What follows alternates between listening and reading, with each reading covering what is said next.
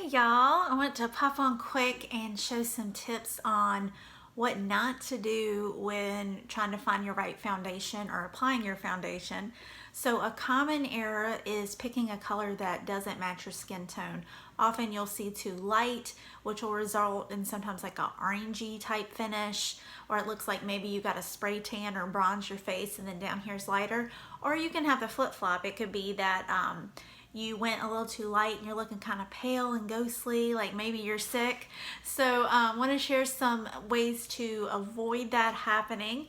So first off, you want to, I've already got a little makeup on for today. So usually you would be just clean faced. You wouldn't have anything on. And you want to be able to see your neck and your chest area.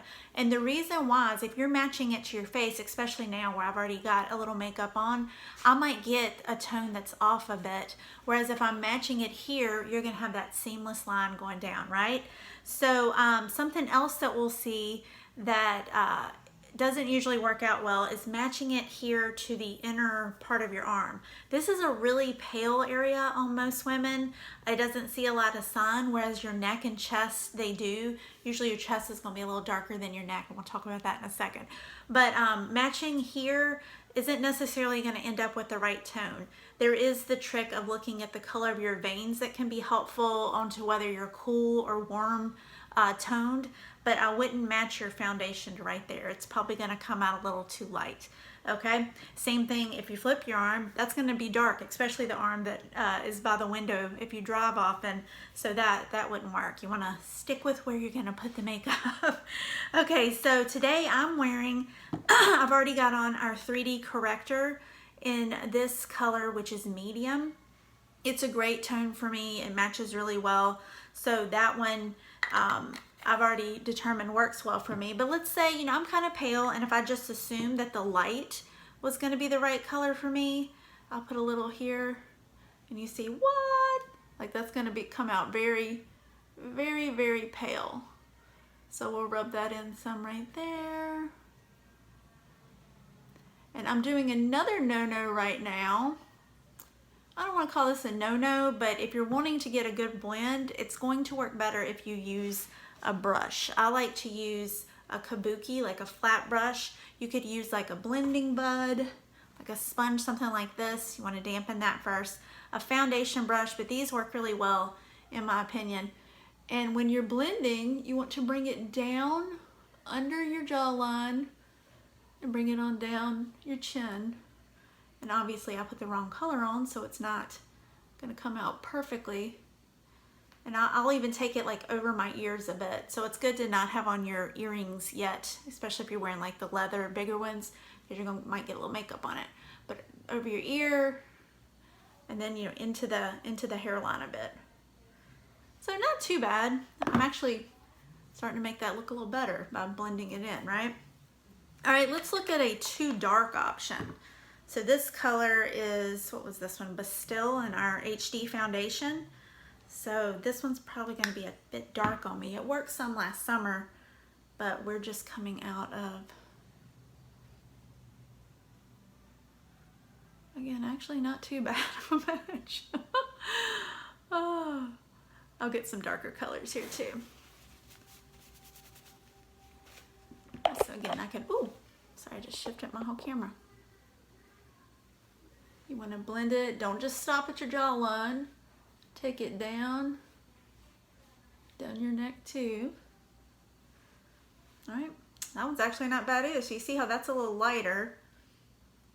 I can make either one of these work. All right, so let's go with some,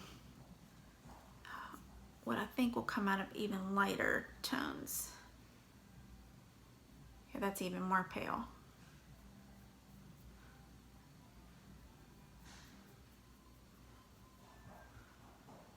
I don't have a lot of colors that are wrong for me, so I guess that means I figured out what I'm doing, right? All right, so we got lighter there, and then this one should go darker.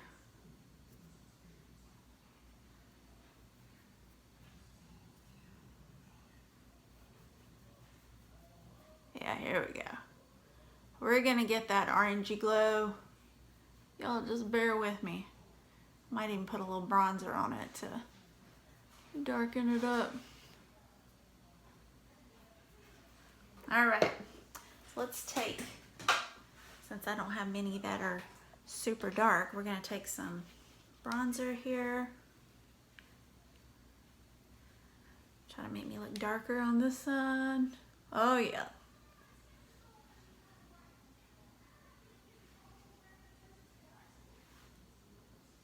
So we see the clear difference there with that sharp line, right? And then on this other side, I'm gonna take this lightening powder. Let's really make this light.